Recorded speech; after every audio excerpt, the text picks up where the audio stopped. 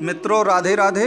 आज की इस वीडियो में हम खगोलीय शास्त्र या ज्योतिष शास्त्र में होने वाली सबसे बड़ी घटना जिसमें कि शनि आपके बकरी हो रहे हैं 17 जून से ही, उस पर हम चर्चा करेंगे कि इसका तुला के सिवा इसका वृश्चिक राशि और धनु राशि, इन तीनों राशियों पर इसका क्या प्रभाव पड़ेगा और वास्तव में जो ये तीन राशियों के जातक हैं वास्तव में उनके जीवन पर क्या उथल पुथल होने वाला है। मैं अपने पूर्व के वीडियो में आपको ये बता ही चुका हूँ कि देखिए दो चीज़ें होती हैं, एक मार्गी एक बकरी। तो मार्गी का मतलब तो वही है कि बिल्कुल सीधा मार्ग है, अब आप सरपट दौड़ते चले जा रहे हैं, लेकिन अगर आपको दौड़ते दौड़ते याद आ जाए कि मुझे पीछे मुड़ के भी देखना है तो क्या आप क्या करेंगे, आप पहले अपने आप को थोड़ा सा रोकेंगे, अपनी स्पीड को कम करेंगे, तभी तो आप पीछे मुड़ करके देख पाएंगे। तो याद रखिए शनि के साथ भी कुछ ऐसे ही होने वाला है। जो शनि इस समय बकरी होने वाले हैं आपके 17 जून से, एक तो वो पहले ही बहुत मंदगामी ग्रह हैं और अब उनको अभी वो स्पीड में आ भी नहीं पाए थे, अपनी युवावस्था में आ भी नहीं पाए थे, ना तो वो शतभिषा के दूसरे चरण में प्रवेश कर पाए थे, उसके पहले ही उन्हें अपनी स्पीड को और कम करना पड़ रहा है। तो आप जानते हैं कि इससे क्या होगा कि जिन लोगों के शनि बहुत अच्छे प्रभाव देने वाले थे और थोड़ा बहुत काम बनने भी लगा था, लेकिन अब पता चला कि पता नहीं ये क्या हो गया है, बनते काम अब बनते बनते रह गए हैं, तो ये इसका प्रभाव आपको मिलने वाला है। तो आज की इस पूरे वीडियो में बकरी शनि के बारे में हम बृहद विश्लेषण करेंगे और तुला राशि या तुला लग्न, वृश्चिक राशि या वृश्चिक लग्न और धनु राशि या धनु लग्न के जो भी जातक हैं उनके जीवन पर इसका क्या प्रभाव होगा, इन सब की हम बहुत विस्तृत चर्चा करेंगे। क्योंकि आपको मालूम है कि शनि एक ऐसे ग्रह हैं जो कर्म फलदाता हैं और न्यायाधीश हैं। हम जो भी कार्य करते हैं उसका रिटर्न क्या होगा ये शनि ही तय करेंगे और वही उसका आपको प्रतिफल देंगे। तो जीवन पर शनि का बहुत बड़ा प्रभाव हमारे पूरे के पूरे करियर पर पड़ता है, तो हम इसी पर पूरी चर्चा करेंगे। तो मित्रों नमस्कार, मेरा आपके इस वीडियो में स्वागत है और मेरा आपसे निवेदन है कि आप स्किप किए बिना इसको पूरा देखें। और यह भी आपसे मेरा निवेदन है कि जो भी नए दर्शक इस चैनल के साथ जुड़े हैं वह वीडियो को लाइक शेयर और सब्सक्राइब जरूर करें। मेरा व्हाट्सअप नंबर दिया गया है, कुंडली से संबंधित कोई भी प्रश्न हो तो वह उस पर कॉल करके या मैसेज लिख करके अपनी बात कह सकते हैं। तो अब हम तुला लग्न या तुला राशि के बारे में विचार करेंगे। मित्रों जैसा कि आप ये चार्ट को देख रहे हैं, पंचम स्थान पर इस समय गोचर में शनि विचरण कर रहे हैं जो भी तुला राशि के लोग हैं। अब आपको मालूम है कि मैं एक रूल हमेशा बताता हूं कि जिस भी ग्रह के प्रभाव के बारे में आपको बात करनी हो पहले देखिए कि क्या वो लग्न का शत्रु है या मित्र है। तो आपको मालूम है कि लग्नेश शुक्र होते हैं तुला के स्वामी, तो उनके परम मित्रों में शनि है और शनि तुला लग्न की कुंडली में चतुर्थेश और पंचमेश होते हैं। तो चतुर्थेश पंचमेश अर्थात केंद्र और त्रिकोण दोनों के स्वामी होते हैं। तो केंद्र और त्रिकोण दोनों के स्वामी होने के कारण ये राजयोग कारक होते हैं। निश्चित तौर पर तुला लग्न या राशि के लिए बहुत शुभ फलदायी है। अब पंचम स्थान पर ये हैं, तो पंचम स्थान कहे का है, ये सडन गेन्स का है, आकस्मिक लाभ जो आपको मिलते हैं वो पंचम स्थान से ही आपको प्राप्त होते हैं। तो पता चला कि अभी तक तो एक दो जगह से कहीं से भी हमें सडन लाभ हुए हैं, लेकिन अचानक ही आप देखेंगे कि उन लाभों पर उन प्रॉफिट्स पर ब्रेक सा लगने लगेगा और आपको लगेगा कि अरे सब लोग तो बता रहे थे कि शनि यहाँ पे 30 साल बाद आए हैं अपनी ही राशि पर, तो निश्चित तौर पर बहुत अच्छा होगा, लेकिन ये तो कुछ भी अच्छा हो ही नहीं रहा। मित्रों मैं अपने सभी पुराने वीडियो में आप जा करके देख लीजिएगा, लगभग 30 वीडियो हैं, आप जा करके देख लीजिएगा, मैंने सभी वीडियो में इस बात की पर चर्चा की है जिसमें भी शनि के बारे में बात की होगी कि शनि के जो भी लाभ हैं वो आपको अक्टूबर के बाद ही मिलेंगे। मैंने सभी में ये बात की है। अब जा करके यूट्यूब में वो चीज़ बताई जा रही है कि नहीं नहीं अब वो मंद हो गया है, अब तो वो 3 नवंबर के 4 नवंबर के बाद ही फल देगा, जबकि ये बात मैंने आपको पहले ही बता दी थी कि चूंकि शनि को शनि का जो प्रभाव है वो तभी मिलता है कि एक तो वो युवावस्था में आए 10 से 11 डिग्री में, वो भी नवंबर से आना है। दूसरा, उन्हें शतभिषा के दूसरे नक्षत्र में आना चाहिए, दूसरे सौरी चरण में आना चाहिए, वो भी आ रहे हैं। इसके सिवा वो मकर नवांश में भी जाएंगे। तो इन सब का प्रतिफल आपको नवंबर माह से देखने को मिल जाएगा। अब देखिए, पंचम ग्रह जो है वो आपके पुत्र भाव का भी है, इसके सिवा ये प्रेम संबंधों का भी घर है और ये सफलता का भी घर है। तो आपको अगर किसी कार्य में सफलता मिलती चली जा रही थी, लेकिन आपको लगेगा कि अचानक पता नहीं सरकार ने कोई नियम चेंज कर दिया या मेरी किस्मत खराब हो गई, जिस व्यक्ति से बात बननी थी वो बन नहीं पाई, इस तरह का जो प्रेम संबंध आपके बिल्कुल परवान चढ़ते चले जा रहे थे, उनमें भी अगर लगेगा कि पता नहीं ये क्या हो गया, वो हमसे रूठ गया या वो हमसे रूठ गई, हमारी क्या गलती थी, इन सब चीज़ों को मंद हो पड़ जाएंगे। इसका मतलब ये नहीं है कि आप माइनस में चले जाएंगे या बिल्कुल सब मामला खराब हो जाएगा।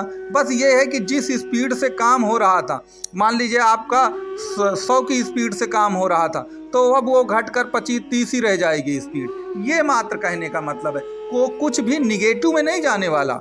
जो पॉजिटिव था वो रहेगा पॉजिटिव, पहले ज़्यादा पॉजिटिव था, अब वो थोड़ा कम पॉजिटिव हो गया, लेकिन निगेटिव में उसको बिल्कुल नहीं जाना है। इस बात का आपको बिल्कुल 100% आपको श्योर हो जाना चाहिए।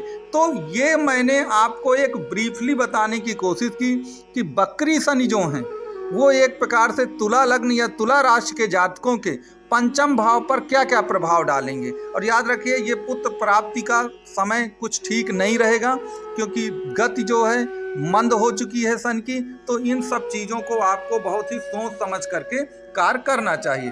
तो मित्रों, अब हम बिना देर लगाए अगली लग्न या अगली राशि पर बात करेंगे। उससे पहले मेरा आपसे फिर निवेदन है कि वीडियो को लाइक, शेयर और सब्सक्राइब जरूर करें। देखिए, अगली लग्न या राशि आपकी वृश्चिक राशि है। अब फिर वही वो रूल इसमें भी लागू करिए कि वृश्चिक राशि का स्वामी क्या है? मंगल है, और मंगल शनि के परम दुश्मन है।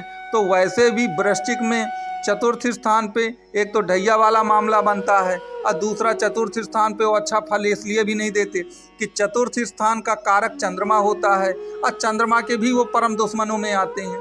तो कुल मिलाकर के एक तो वैसे भी वृश्चिक राशि के लिए कोई बहुत अच्छे शनि साबित नहीं होते, अब वो रेट्रोगेट हो गए हैं। तो इसकी देखिए 2 व्याख्याएं हो सकती हैं, इंटरप्रिटेशन, कि अगर अच्छे नहीं थे, बुरे थे, बुरे फल देने वाले थे, तो अब तो वो मंदगामी हो गए हैं। तो पता चला पहले जितना बुरा फल देते थे उससे थोड़ा सा कम बुरा फल अब देंगे, ऐसा हो सकता है। क्योंकि तर्कशास्त्र यही कहता है कि जहाँ पर वह बुरे थे, तो आप मेन कॉन्सेप्ट को ध्यान दीजिए कि जहाँ पर वो बुरे थे उनकी गति मंद हो गई है। तो अगर वो अच्छे थे तो गति मंद हो गई, तो जो अच्छा फल है वो कम हो गया, और जहाँ पर बुरा फल था वहाँ पर भी गति मंद हो गई, तो बुरे फल भी कम मिलने लगे। तो इस प्रकार से चौथे भाव के लिए देखिए, चौथा भाव मुख्य रूप से मन की पीड़ा, ये मन के सुख का होता है, और शनि जो है वो मन के दुख के कारक हैं। तो जो मन की पीड़ा बढ़ती चली जा रही थी आपकी, और आपको लगता था कि जरूर कुछ ना कुछ गड़बड़ होने वाला है या हमारे साथ गड़बड़ होता ही चला जा रहा है, उन सब से कहीं ना कहीं आपको थोड़ा सा रिलीफ जरूर मिलेगी। नंबर 1। नंबर 2 पे ये याद रखिएगा कि माता के स्वास्थ्य के लिए शनि का यहाँ पर बैठना तो बिल्कुल अच्छा नहीं कहा जाएगा। और ये भूमि भवन वाहन का भी कारक है, यहाँ पर भूमि भवन वाहन का भाव भी चतुर्थी है। तो याद रखिए, जमीन संबंधी जो विवाद थे, जो बहुत बढ़ते चले जा रहे थे, उनमें ब्रेक तो थोड़ा लगेगा, लेकिन इसका मतलब ये नहीं है कि वो विवाद खत्म हो जाने वाले हैं, क्योंकि नवंबर के बाद वो विवाद फिर से चालू हो जाएंगे आपकी। ये याद रखिए, जैसे ही नवंबर आएगा आपको वो विवादों को फिर फेस करना पड़ेगा। इसके सिवा जो वाहन वाला मामला, तो वाहन आप हमेशा सोच समझ के लीजिए और सोच समझ के उसे ड्राइव करिए, क्योंकि चतुर्थ भाव में शनि ठीक नहीं है कुल मिला के। क्योंकि शनि अचानक व्याधियाँ और दुर्घटनाओं के भी प्रतीक होते हैं, तो उसमें आपको दिक्कत का सामना करना पड़ सकता है। तो भूमि हो, भवन हो, वाहन हो, अगर आप कोई कंस्ट्रक्शन करना चाहते हैं, अपने लिए घर बनाना चाहते हैं, तो अभी वो प्रक्रिया मंद हो जाएगी। आपको लगेगा कि बस मेरा घर तो बनने ही वाला था, लेकिन पता नहीं ये कौन सी अड़चन आ गई जिससे घर बनने में अब देर हो रही है, जो अपने सपनों का महल है वो नहीं बन पा रहा है। तो इस तरह की दिक्कतें आपको फेस करनी पड़ती हैं। तो मित्रों, ये आपका वृश्चिक लग्न का वो है। आपको वृश्चिक लग्न या राशि के बारे में किसी भी तरह का कोई प्रश्न हो तो शुरू में व्हाट्सएप नंबर दिए गए हैं, आप उन व्हाट्सएप नंबर पर अपनी बात कह सकते हैं। मैं निश्चित तौर पे वो करूंगा। और अब तक आपको वीडियो पसंद आया हो तो इसे लाइक, शेयर और सब्सक्राइब जरूर करें। अंत में मित्रों, हम धनु राशि की बात करेंगे। देखिए, धनु राशि क्या है? बृहस्पति की राशि है। और एक चीज हमें याद रखना चाहिए कि जो धनु राशि है उनकी 7.5 बीत चुकी है और इस 17 जनवरी से शनि उनके तृतीय भाव पर चल रहे हैं। और याद रखिए, तृतीय भाव पर उपचय भाव है, 3, 6, 11 ये उपचय भाव हैं और यहाँ पर शनि के प्रतिफल बहुत अच्छे माने गए हैं। तो शनि जैसे ही 17 जनवरी से आए हैं, कहीं ना कहीं जो अपना आत्मविश्वास है, क्योंकि ये साहस, धैर्य, पराक्रम का स्थान होता है, छोटे भाई बहनों का होता है, छोटी मोटी यात्राओं का होता है। तो जो साहस है, आपका आत्मविश्वास था, जो पुरुषार्थ था, वो बढ़ने लगा था एकदम। आपको लगा होगा कि मेरे अंदर वो आत्मविश्वास या इतनी ज़्यादा जिज्ञासा आ रही है कि मैं किसी कार्य को कर सकता हूँ। लेकिन अब जाकर के वो उत्साह जो है थोड़ा सा मंद पड़ने लगेगा।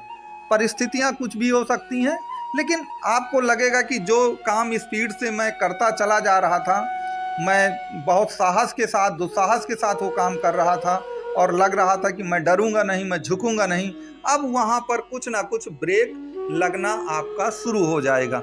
और जो यात्राएं आपके लिए लाभप्रद साबित हो रही थी, अब आपको लगेगा कि यार वो लाभ तो कम हो रहा है, फिजूल खर्ची कहीं ज़्यादा बढ़ती चली जा रही है और शनिदेव फिजूल खर्ची ज़्यादा करा रहे हैं, प्रॉफिट तो अब कम ही हो रहा है। तो ये सब प्रतिफल जो हैं, जो भी देखिए, जब भी शनि रेट्रोगेट होंगे, बकरी होंगे, तो ये सब प्रतिफल हमेशा देखने को मिलते हैं। लेकिन आपको याद रखना चाहिए कि रेट्रोगेट वो सब के लिए हो रहे हैं, किसी विशेष जो 12 राशियां हैं, 12 लग्न हैं, सबके लिए हो रहे हैं। और एक चीज़ और याद रखिएगा, वह अपनी मूल त्रिकोण राशि पर रेट्रोगेट हो रहे हैं। तो मूल त्रिकोण राशि पर जो ग्रह अपनी ही राशि पर रेट्रोग्रेट होते हैं, वो कभी बहुत बुरा फल नहीं देते हैं। तो आपको ये याद रखना चाहिए कि भले ही वो रेट्रोग्रेट हो रहे हैं, उनकी गति मंद हो रही है, लेकिन इसका कहीं से भी ये तात्पर्य नहीं है कि शनिदेव आपके लिए खराब होने जा रहे हैं, क्योंकि अपनी राशि या अपने घर को कोई भी ग्रह खराब नहीं करता। ये ज्योतिष शास्त्र का परम सत्य नियम है। तो आपको याद रखना चाहिए कि कुंभ में चूंकि वह रेट्रोगेट हो रहे हैं, इसलिए आपको बहुत डरने की, बहुत घबराने की बिल्कुल बात इसमें है ही नहीं। तो मित्रों, ये मैंने तीनों राशियों के बारे में आपको ब्रीफली रूप से समझाया है। आपका कोई भी प्रश्न हो तो मैंने शुरू में अपना व्हाट्सएप नंबर दे रखा है। आप उस व्हाट्सएप नंबर पर बिना संकोच के अपनी बात कह सकते हैं, अपना मैसेज डाल सकते हैं, या कुंडली विश्लेषण से संबंधित आपका कोई भी प्रश्न हो, मैं उसका 100% जवाब दूंगा। अब फिर से मेरा लास्ट में आपसे वही एक निवेदन है कि अगर आपको वीडियो पसंद आया हो तो इसे लाइक, शेयर, सब्सक्राइब जरूर करें। मेरा वीडियो देखने के लिए आपको कोट कोट धन्यवाद।